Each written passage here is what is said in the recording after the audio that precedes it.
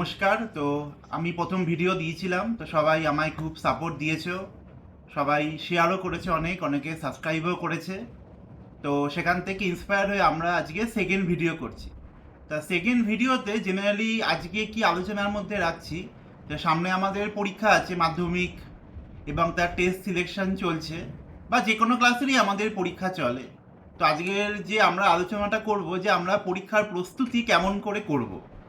এবার সবাই আমাদের সমস্যা হচ্ছে কি, আমরা আমাদের পড়াশোনা করছি সবাই, কিন্তু ফোকাস ঠিক রাখতে পারছি না, বা কোন বিষয়টা কত সময় অবধি পড়লে যে আমার ভালো নাম্বার আসবে। এটা মনে রাখা ভালো, শুধু নাম্বারের পিছনে ছুটলেই কিন্তু আমাদের হবে না। আমাদের একটু মাথায় রাখতে হবে যে আমাদের জ্ঞানটা কতটা আমাদের মধ্যে থাকছে।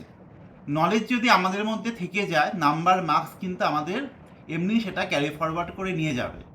তা যেহেতু আমরা সামনে মাধ্যমিক দেব, যা মাধ্যমিক দিচ্ছ বা যা মাইনে অ্যানুয়াল এক্সাম আছে, তো আমরা তাদের জন্য কি করতে পারি, আমরা একটা ফরম্যাট করতে পারি যে আমরা কোন সাবজেক্টটা কতটা টাইম পর্যন্ত পড়লে তার একটা ভালো রেজাল্ট আমাদের আসতে পারে। তা আমরা যদি 9 আর 10 দেখি, তাহলে আমরা কি দেখতে পাবো যে আমাদের টোটাল 7খানা সাবজেক্ট আছে। তা অঙ্ক বাদ দিয়ে, ম্যাথস বাদ দিয়ে আমাদের সাবজেক্ট থাকে 6টা। তা আমরা যদি এমন করে এটাকে প্ল্যান করতে পারি যে ম্যাথ আমরা পার ডে করছি, যেহেতু ম্যাথ সবার কাছে একটু ভয়ের, যেহেতু ম্যাথস ভয়ের কিছু নেই, প্রতিদিন প্র্যাকটিসের মধ্যে থাকলে, একটু লজিক থাকলে আমাদের মাথার মধ্যে, সব থেকে ইজি কিন্তু আমাদের ম্যাথসই। তাও আমাদের সবার অঙ্ক নিয়ে একটু ভয় থাকে। তাই ম্যাথসটা যদি আমরা প্রত্যেক দিনই রেখে দিই, মানডে থেকে স্যাটারডে যদি আমরা রুটিন করি একটা, প্রত্যেক দিনই আমরা যদি 2 থেকে 3 আওয়ার্স ম্যাথ রেখে দিই, তাহলে আমাদের কাছে পড়ে থাকে 6টা সাবজেক্ট, নাম্বার অফ সাবজেক্ট পড়ে থাকলো 6। সেটাকে যদি আমরা 3+3-তে ডিভাইড করে দিই, মানে আমরা যদি একটা স্লট বানাই ইংলিশ, বেঙ্গলি, হিস্ট্রি, আরেকটা স্লট বানালাম physical science, life science, geography, এই যে ফার্স্ট স্লট যে আমরা বানালাম, সেই স্লটের সঙ্গে ম্যাথটাকে অ্যাড করে সেটাকে দিয়ে আমরা মানডে, ওয়েডনেসডে, ফ্রাইডে করি, আর সেকেন্ড স্লটটাকে উইথ ম্যাথ নিয়ে যদি টুইসডে, থার্সডে, স্যাটারডে করি, তাহলে কিন্তু আমাদের সব সাবজেক্টই উইকে 3 ডেজ করে আমার কভার আপ হয়ে যায়, এবং প্লাস ম্যাথটা থাকে। সানডে আমরা কি করতে পারি, সানডে আমরা রাখতে পারি রিকভার ডে বা রেস্ট ডে। রেস্ট মানে পুরো রেস্ট নিচ্ছি তা নয়।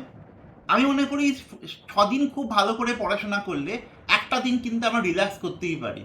রিল্যাক্সের মাঝে আমরা কি করতে পারি, যদি এই 6 ডেজের মধ্যে কোনো একটা স্লট আমার মিস হয়ে যায়, সেটা আমরা সানডেতে কি করতে পারি, মেকআপ করতে পারি বা রিভাইজ করতে পারি। এবার আমাদের সবার কাছে সব সাবজেক্টের রিকোয়ারমেন্ট কিন্তু সেম নয়। আমাদের সবার কাছেই স্ট্রং সাবজেক্ট থাকে, উইক সাবজেক্ট থাকে। এবার যে স্লটটা আমরা করলাম, স্লটটা আমি আমার মতন বললাম, স্লটটা কিন্তু সবাই যে যার মতো করেও করতে পারে, কিন্তু একটা রুটিন বা একটা ফোকাস করে কিন্তু আমাদের পড়া উচিত। তাহলে আমার কাছে কিন্তু নিজের কাছে একটা প্ল্যান থাকবে যে আমি কোন দিন কি পড়ছি। যদি আমরা আমরা আমাদের স্কুল, কলেজ, ইউনিভার্সিটি বা অফিস বা যে কোনো জায়গাতে যদি আমরা দেখি আমাদের ডেলি রুটিন থাকে। স্কুলে আমরা যাই, তার শিডিউল কিন্তু অনেক আগে থেকেই ঠিক থাকে। কলেজ বা ইউনিভার্সিটি, যিনি চাকরি করছেন, আমাদের মতন যারা পড়াচ্ছেন, যে কাজেই নিযুক্ত আছে, সবাই কিন্তু একটা রুটিন বা শিডিউল করেই চলে। পড়াশোনাটাও কিন্তু তেমন করেই আমাদের করা উচিত। তা আমরা যদি সেই মেথডে যাই, তাহলে কিন্তু আমাদের জন্য অনেকটা আমরা এগিয়ে যেতে পারবো। নিজেদের মতন করে গিয়ে তোমরা রুটিন একটা করে নাও, তোমাদের কিসের রিকোয়ারমেন্ট আছে। মাধ্যমিকের স্টুডেন্টদের আমি বলবো, তোমাদের সবার প্রিপারেশন অলমোস্ট এখন 80-90% কমপ্লিট হয়ে গেছে। এখন সিলেকশন হচ্ছে বা রেডি টু স্টার্ট, এরকম কিছু আমরা মোডে আছি। তা আফটার সিলেকশন কিন্তু আমরা এমন রুটিন করে নিতে পারি, এই রুটিনটাকেও কিন্তু আমরা নিজেদের মতো করে একটু কাস্টমাইজ করে নিতে পারি, যেমন আমাদের রিকোয়ারমেন্ট থাকছে। টেস্ট পেপার সলভ আছে। আমি বলবো মাধ্যমিকের স্টুডেন্টদের জন্য বা বোর্ড স্টুডেন্টের জন্য লেখাটা কিন্তু খুব বেশি ইম্পর্টেন্ট। আমি বলবো এখন পড়ার থেকেও লেখা অনেক বেশি ইম্পর্টেন্ট। টেস্ট পেপার সলভ বা ওয়ার্কশিট সলভ, রেসপেক্টিভ টিচাররা যেরকম ভাবে গাইড করছেন সেটাকে মেনটেন করা। লেখাটা কিন্তু আমি কি লিখছি, নাম্বার কিন্তু আমার লেখায় দেবে। আমি কি ভাবছি, কতটা পড়ছি, তার মার্কস কিন্তু আমায় কেউ দেবে না। আমি কতটা লজিক দিয়ে আমি অ্যান্সারটা ভালো করে লিখছি, সেটাই কিন্তু সব থেকে নাম্বার পাওয়ার ক্ষেত্রে মার্কস অ্যাচিভ করার ক্ষেত্রে সব থেকে বড় কিন্তু গোল কিন্তু ওটাই। সেটা কিন্তু আমাদের খুব ভালো করে মাথায় রাখতে হয়, কেন আমাদের কাছে অনেক বেশি ডিস্ট্র্যাকশন আছে। ডিস্ট্র্যাকশন সবসময় ছিল, আমাদের আমাদের ইয়ং এজেও ছিল। আমরা যখন পড়াশোনা করতাম আমাদেরও মনে হতো মাঠে সারাক্ষণ গিয়ে খেলি, ওটা আমাদের ডিস্ট্র্যাকশন ছিল। তোমাদের ম্যাক্সিমাম কি আছে? Phone, Instagram, Facebook. আমি বলছি না যে এগুলো খারাপ, কিন্তু এগুলো একটা ইউজেস টাইম রাখো, 30 মিনিটস, 45 মিনিটস। সেখানে যাই দেখছো, যাই আলোচনা করছো, স্টাডির মধ্যে সেটাকে নিয়ে এসো না। ওটা ওখানে দেখছো, ওখানেই রেখে দাও। এখন কিন্তু ফোকাস করবার টাইম আছে, কেন 9, 10, 11, 12 কিন্তু ইম্পর্টেন্ট ইয়ার। আমি কি শিখছি, নাম্বারটা ইম্পর্টেন্ট। 11-এ ভালো স্কুল, ভালো স্ট্রিম পাওয়ার জন্য নাম্বারটা ইম্পর্টেন্ট, নলেজটা কিন্তু মোর ইম্পর্টেন্ট। নলেজ কিন্তু আমাদের কাছে রাখতেই হবে। যে যে সাবজেক্ট চুজ করেছো, ভাবছি 11-এ নেবে, সেই সাবজেক্টের মেরিটটা, লজিকটা কিন্তু আমাদের মাথার মধ্যে নিয়ে রাখতে হবে। যদি আমরা কোনো একটা সাবজেক্ট নিয়ে আসি, আমি ফিজিক্যাল সায়েন্স নিয়ে আসলাম, যেহেতু আমি ওই সায়েন্সের সাবজেক্টগুলোই একটু ভালো জানি বুঝি। তা ফিজিক্যাল সায়েন্সে কিন্তু যে কোনো ডেফিনেশনের মধ্যেই কিন্তু লজিক থাকে। ডেফিনেশনটাকে মুখস্থ না করে তার লজিকটাকে মাথার মধ্যে যদি আমরা নিয়ে নিই, যদি আমরা কোনো একটা এক্সাম্পল নিয়ে নিই, ধরো আমাদের কেউ বললো যে বয়েলস ল বা বয়েলের সূত্র, ওটাকে আমি কোনোদিন যদি মুখস্থ না করে লজিকটা মাথার মধ্যে রেখে দিই, তো যেখানে ওটা কি করছে, আগেই কি করছে, টেম্পারেচার আর মাসকে কনস্ট্যান্ট রাখছে, ভরকে আর তাপমাত্রাকে স্থির রাখছে, রেখে কি বলছে, volume and pressure inversely proportional, চাপ এবং আয়তন ব্যস্তানুপাতিক। এই যে লজিকটা আছে, এই লজিকটা মাথার মধ্যে ঢুকিয়ে নাও। বা আমি যদি আমি যদি কি করতাম, আমি আগে ম্যাথামেটিক্যাল এক্সপ্রেশনটা দেখতাম, গাণিতিক ব্যাখ্যাটা দেখতাম, যে P proportional 1/v or V proportional 1/p, তাহলে আমি মাথার মধ্যে ঢুকিয়ে নিতে পারতাম, আমরা মাথায় ঢুকিয়ে নিতে পারতাম এদের মধ্যে ব্যস্ত সম্পর্ক, এদের মধ্যে ইনভার্স রিলেশন, ওটা দিয়ে আমার স্টেটমেন্টটা যাবে। তা আমরা যদি পড়াটাকে এমন করে নিতে পারি, লজিক বেসিসে পড়া, কেন আমরা ভীষণভাবে লজিকটাকে কম রেখে মুখস্থ, সাজেস্টিভ এর ওপর দিয়ে আমরা চলে যাচ্ছি। এর ওপর দিয়ে চলে যাওয়া মানে দইয়ের ওপর দিয়ে হেঁটে যাওয়া। কেন সাজেস্টিভ আমার কাছে থাকতেও পারে, নাও থাকতে পারে, থাকলে আমি রাজা, না থাকলে আমি ফকির। কিন্তু যদি আমার কাছে লজিক থেকে যায়, তাহলে কিন্তু আমি অনেক বড় রাস্তা দিয়ে হাঁটতে পারবো। যার কাছে লজিক আছে তার রাস্তাটা অনেক বড়, কেন সে ডান দিক বা দিক সবটা তার কাছে জানা। যে মুখস্থ করে যাচ্ছে তার রাস্তাটা দড়ির ওপর দিয়ে হাঁটা, তা ওইখান দিয়ে আমাদের বেরিয়ে আসতে হবে। তুমি সব সাবজেক্টেই কিন্তু লজিক আছে, এমন না যে history, geography, life science, English, Bengali এখানে কোনো লজিক থাকে না। এগুলো কিন্তু মুখস্থ করার বিষয় নয়, এগুলোও কিন্তু লজিক সাবজেক্ট। এই সাবজেক্টে যারা পড়ান তারাও কিন্তু লজিক দিয়ে ব্রেক করে কিন্তু তারা পড়াচ্ছেন। এই লজিকটা কিন্তু আমরা যারা পড়াশোনা করছি আমাদের মাথার মধ্যে নিতে হবে। লজিক নিয়ে পড়লে একটা পড়া আমাকে 4বার পড়তে হবে না। আর একটা জিনিস আমরা কি করতে পারি, একটা চ্যাপ্টার হয়তো 10 পেজের আছে, তা আমরা 5 পেজ অবধি পড়লাম। তা আমাদের করা উচিত নেক্সট ডেতে আগে 6 থেকে 10 না গিয়ে একবার 1 থেকে 5টা রিক্যাপ করে নেওয়া উচিত।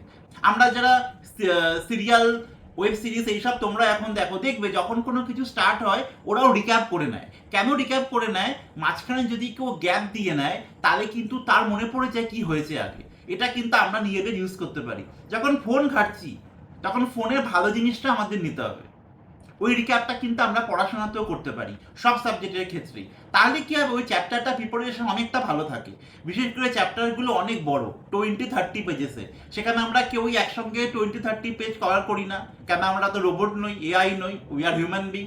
তা আমরা 10 পেজেস পড়লে আমরা যখন নেক্সট 10 পেজে যাচ্ছি আগে 10 পেজ রিভাইজ করে নিই, বা রাতে ঘুমানোর সময় একবার মাথার মধ্যে দেখিনি যা পড়লাম আমার কাছে সেটা মেমোরিতে আসছে কিনা। আমার কাছে পুরো মেমোরিতে কিন্তু আসবে না, আমাকে আবার ওটা করতে হবে। এই মেথডে আমরা যদি একটু পড়াশোনা করি তাহলে কিন্তু ওই আন্টির কাছে পড়া আছে, স্যারের কাছে পড়া আছে, ওইখান থেকে আমরা যদি একটু বেরিয়ে আসি যে আমার পড়াটা আছে, লজিকটা মাথার মধ্যে কি করি, আমরা মাথার মধ্যে ঢুকিয়ে নিই। যখন আমরা কোনো গেম খেলি, গেমের লেভেলটা কিন্তু আমরাই ক্রস করতে করতে যাই, ইজি থেকে লেভেল 1, 2, 3, 4 করতে করতে। ওখানে যে এফার্টটা দিই সেই এফার্টটা কিন্তু আমরা পড়াশোনাতেও দিতে পারি। তা সব জায়গায় কিন্তু জিনিসটা সেমই থাকে।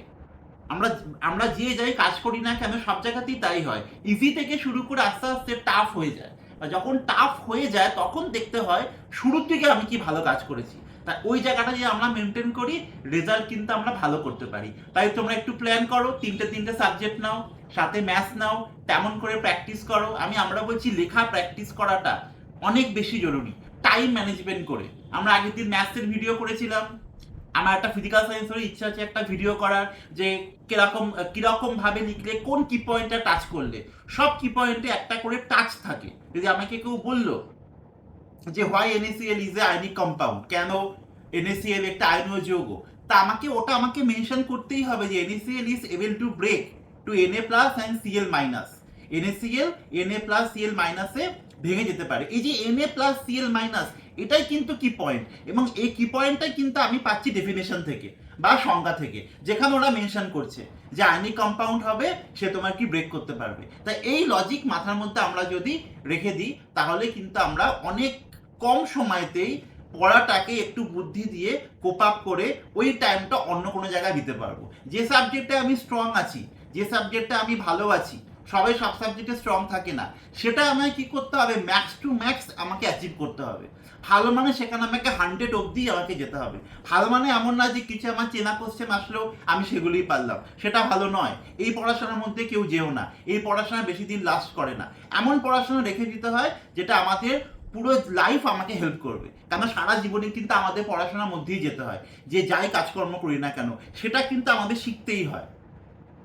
যিনি ফুচকা বেচছেন তাকেও ফুচকা বেচা শিখতে হচ্ছে, যিনি শাড়ি বেচছেন তাকেও শাড়ি বেচা শিখতে হচ্ছে, আমাদেরও কিন্তু শিখতে হচ্ছে। আমরাও টিচাররাও প্রতিদিন পড়াশোনা করি। তা সবাইকে কিছু না কিছু ওই মেরিটটা নিজের মধ্যে রাখতে হয়। সেই মেরিটের ফার্স্ট পার্ট হচ্ছে কি, লার্ন করা। লার্ন কিন্তু আমাদের করতেই হবে, লার্ন করতেই হবে। চ্যাপ্টারটা কত পেজের এটাই না গিয়ে, চ্যাপ্টারটা আগে যদি কোনো আমার চেনা চ্যাপ্টার থাকে, কোনো একটা চ্যাপ্টার আমি 8এও পড়েছি 10এও পড়েছি, চেনা চ্যাপ্টার যদি আমার কাছে থাকে, তাহলে আমি চেনা পার্টটা একবার রিক্যাপ করে যে পার্টটা আমার অরিজিনালি ক্লাসের জন্য লাগছে, শুধু সেই জায়গাটাই কিন্তু আমরা কি করতে পারি, ইউজ করতে পারি। তাহলেও কিন্তু আমার পড়ার চাপ তোমার এখান থেকে কোথায় এখানে চলে আসে। পড়ার চাপ বলে কিন্তু কিছুই নেই, পড়াটাকে একটু বুদ্ধি দিয়ে করতে হবে, যে চ্যাপ্টারটা কি বেসিসে রয়েছে, তার কি কনসেপশন আছে, এবং তার রিলেটেড আমি কিছু আগে পড়েছি কিনা, সেটা যদি আমার কাছে ব্যাকআপ থাকে, ব্যাকআপটা পড়াশোনায় অত্যন্তই জরুরি। যে চ্যাপ্টারটা আমি 8এ পড়েছি, 10এ গিয়ে তার একটু হার্ড ভার্সানই থাকবে, তার থেকে একটু শক্তই থাকবে। যদি আমার মনে হয় ওটা আমার শক্ত লাগছে, আমি 8এ ব্যাক করে যাই, মানে ক্লাস 8এ ফেরত চলে যেতে পারবো না, তার বই বার করি, একবার রিক্যাপ করে নিই, বা আমাদের কাছে এখন গুগল আছে, ইউটিউব আছে, সেখান থেকে একবার রিক্যাপ করে নিই, তারপর করি। এমন করে যদি আমরা একটু যাই সব বিষয়ের ক্ষেত্রে, তাহলে কিন্তু আমাদের রেজাল্টটা অনেক ভালো হবে। তা আমি পরে যে ভিডিওটা করব, সেখানে একটু ফিজিক্যাল সায়েন্সের আমরা আলোচনা করব, যে কেমন করে কিভাবে ফিজিক্যাল সায়েন্স লিখলে আমাদের মার্কসটা ভালো, আমাদের নাম্বারটা ভালোবাসে। কেন আমি দেখেছি অনেকেই ফিজিক্যাল সায়েন্স অনেক ভালো বোঝে, লেখার সময় সেই জিনিসটা খুঁজে পাওয়া যায় না। এখানটা যদি একটু সলভ করে দেওয়া যায়, তারপরে ভিডিওটা আমি চেষ্টাটা করব। যদি আমার ভিডিও ভালো লাগে, সবাই লাইক শেয়ার কমেন্ট করো, সাবস্ক্রাইব করো। Thank you.